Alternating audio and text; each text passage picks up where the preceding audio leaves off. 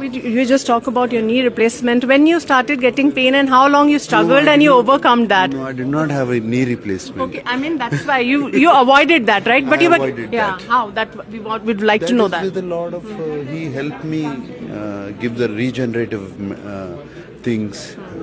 I used a lot of PRP and some lubricating fluids, which he researched and got them for me, and he did that. But that's just not it. I work extensively now, even if I don't have pain also, that I do rehab every morning for that knee. When this problem started, sir? This problem started 15 years ago. Okay, but it doesn't look like. 15 years ago. Okay. But I make sure I'm all right. I give it a lot of time. I don't want to have a surgery. I'm going to avoid surgery as much as I can. Okay. Yeah.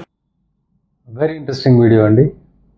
చాలామందికి ఇప్పుడు life style comfort పెరిగిపోయి ప్రతి ఒక్కరూ సర్జరీకే పోవాల్సిన అవసరం లేకుండా non surgical options చాలామంది explore చేస్తున్నారు. ఈ వీడియోలో మీరు చూడొచ్చు 15 ఇయర్స్ నుంచి ఉన్న నీ పెయిన్స్ని కూడా నాన్ సర్జికల్గా ట్రీట్ చేసుకోగలిగారు. వీటన్నిటికీ సోర్స్ ఏంటంటే స్టెమ్ సెల్స్.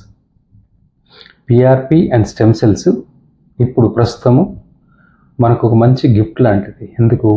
చాలా ఈజీగా మన శరీరంలో ఉన్న మన కణాలే మనకు ఉపయోగించి వాడడం వల్ల మనము సర్జరీ అవాయిడ్ చేయొచ్చు. ప్లస్ న్యాచురల్గా జాయింట్స్ అయితేనేమి అదర్ పార్ట్స్ అయితేనేమి హీల్ కావడానికి బ్రహ్మాండమైన అవకాశం.